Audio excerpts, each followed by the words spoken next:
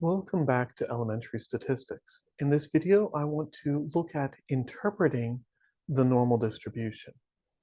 And I am going to start several fights with the example that I want to look at, but that's okay. What I want to stress is that we care about the mathematics, we don't care about the politics or anything else. So we're going to be looking at IQ scores. We are going to pay no attention whatsoever to what IQ means. Does IQ represent an intelligence? I don't know. I'm not a psychologist. I am not equipped to answer that question. We're going to look at the IQ score that has a standardized mean of 100 and standard deviation of 16. There are also IQ tests that standardize on a standard deviation of 15. Excuse me. There are also IQ tests that standardize with a standard deviation of 15. I have seen the mean set at 96 or 104 instead of 100, but this is the one we're going to pay attention to. And we'll do a couple of examples playing around with this. The first one is going to be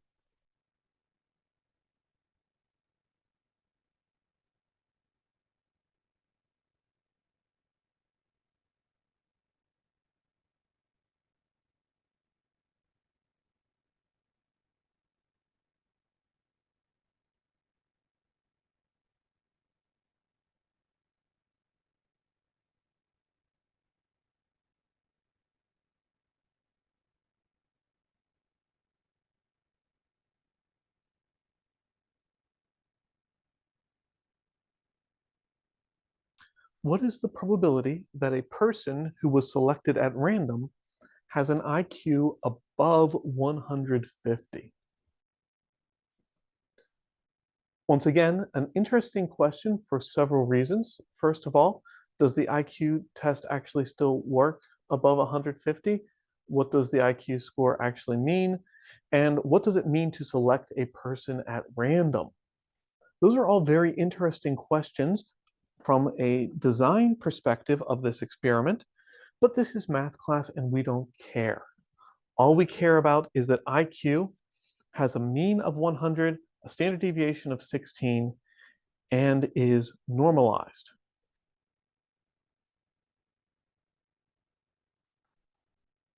So our particular score X is 150. Z is calculated as X minus mu divided by sigma. In this case, 150 minus 100 divided by 16.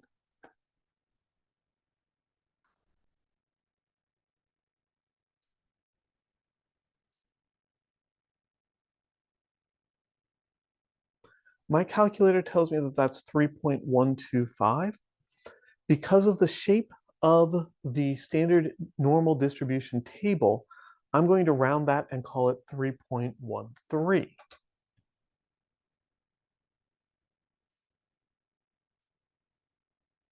Because when I go to the standard normal distribution table and I look for z-scores, that's all the further I have, right? One digit before the decimal point, and then 1 and 2 digits after the decimal point. Let's try that again so you can actually see where I'm pointing at, right? 1, 2 digits after the decimal point, and a digit before the decimal point. So that's how we have to round our z-scores. And if I scroll way down to the bottom of the scores, I do in fact have 3.1, 3.10, 3.11, 3.12, 3.13.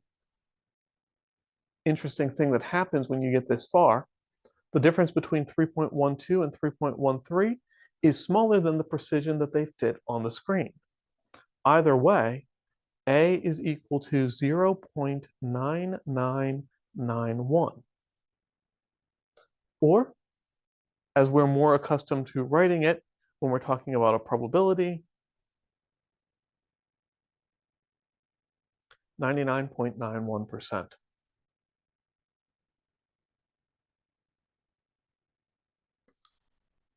But wait a second, I will admit right now that I screwed up and I forgot what the question was asking halfway through the problem.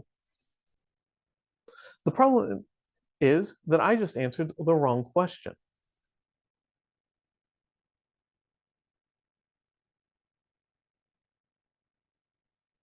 The area that we find using the z-score gives us over here the area below that score. We are asked in this problem for an IQ above 150. That's this space over here. So we don't want that value for A. We want what's left over, 1 minus 0.9991, which is 0.0009, or 0.09%. The probability of finding someone with an IQ above 150 is just smaller than 0.1%. Simpler terms, it is slightly rarer than 1 out of 1,000, which I think is probably the best way of thinking about that. Again, what does that mean? I don't know. I don't care.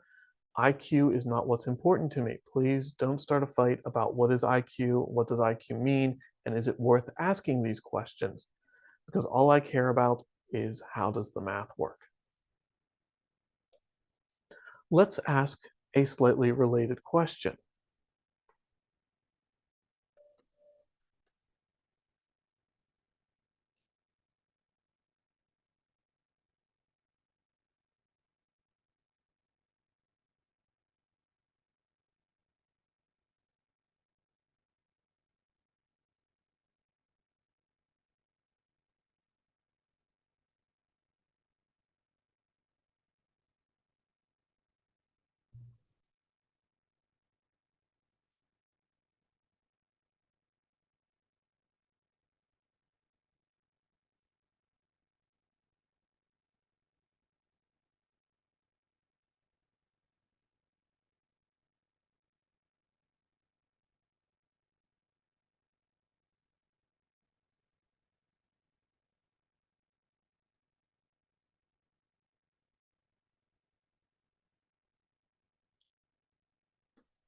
This time, we want to find the IQ score so that 25% of scores are between this score and 100.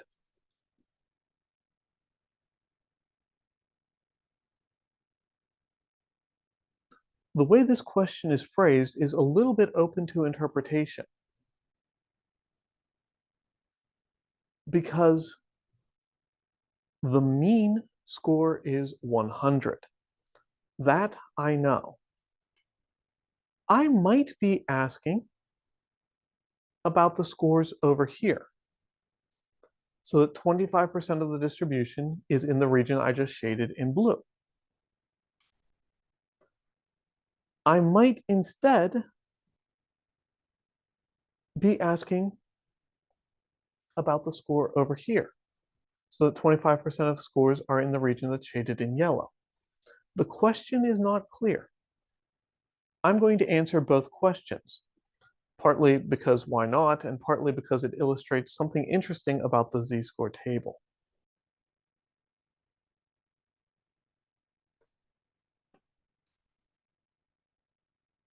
So in the blue region, if I want 25% of scores to be in that blue region, well, that's not what my normal distribution table gives me. My normal distribution table gives me the stuff that's over here.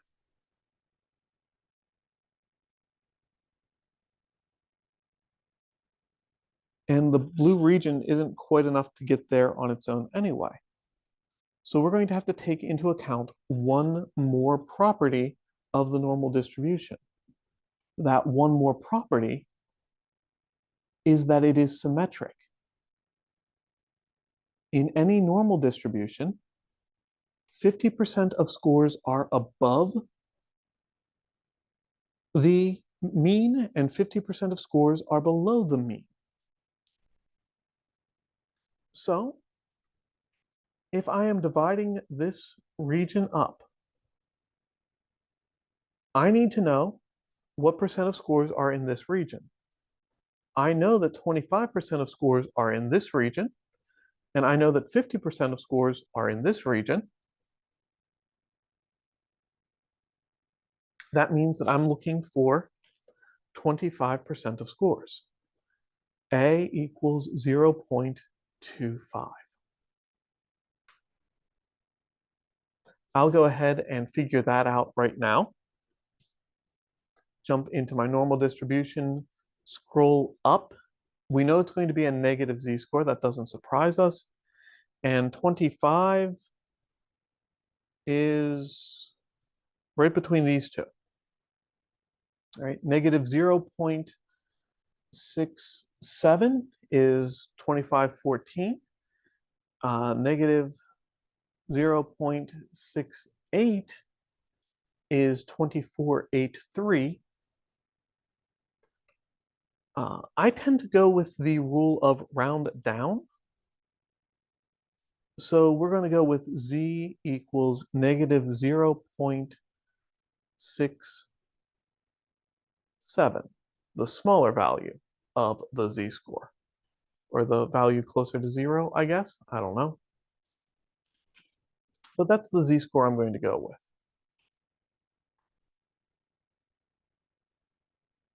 Before I get any further, let's take a look at that yellow region. The yellow region is actually a little bit simpler. Because I know that 25% of scores are here, and I know that 50% of scores are here. And to look up on the table, I need all of that, which is going to be 75% of all scores. Now, if I jump back over to my standard normal table, and I scroll up until I find as close as I can get to 0.75,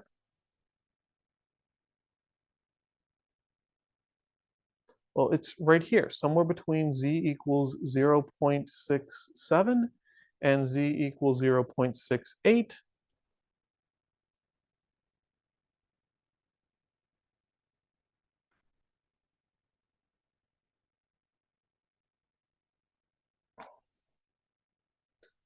And hold on, that's the same z-score we got the first time, just switching positive and negative. All right, that's not a coincidence. The z-score is symmetric. So if 25% of the data is between the z-score and the score you care about this way, the z-value here, whatever it is, 25% that way, same z-value, just negative. That will always happen. That's a natural property of the standard normal distribution table, and it happens because the distribution scores are symmetric. Is it useful? Well, not tremendously on its own. It's a nice way of double checking yourself. It can save you a little bit of headache if you realize that, and you can use it to your advantage sometimes to look things up faster. But it doesn't really change anything. It's just an interesting quirk, something that's worth noticing, something that we're going to build on a little bit later on. All right, but we have two z-scores here that we care about. Positive and negative 0.67. Z-scores are still given as x minus the mean divided by the standard deviation. If I start with z is negative 0.67, my mean is 100, my standard deviation is 16. Multiply, I get negative 10.72. Although I am going to actually round that and just call it negative 11. The reason it wasn't written down in this problem, but I do happen to know that IQ scores are always rounded to the nearest whole number. So leaving things as a decimal is not helpful in this case. In any event, From here, solve for x by adding 100, and I get the 89. 25% of people have an IQ between 89 and 100. I can do the same thing for z equals positive 0.67. The algebra looks the same, and I get that x is 111. So it is also true that 25% of people have an IQ between 100 and 111.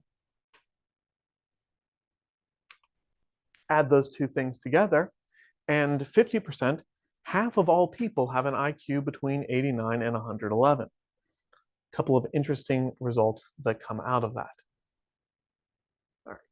I could continue. I could look at other applications, other standardized scores that we can use a z-score with in order to do further analysis, but I think that that covers all of our bases. That's probably a good place to stop. A question for discussion for you.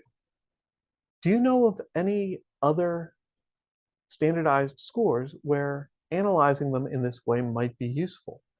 Something you have come across? I've mentioned a couple of others earlier in the course when I first introduced z-scores, but any other places, any other things that you come across where taking your score and knowing that it is standardized, you might be able to use that to come up with a percentile, you might come up with a probability, something else where you've seen that used or you're curious about whether it could be used. Let me know what you think on that. I'll see you in the next video.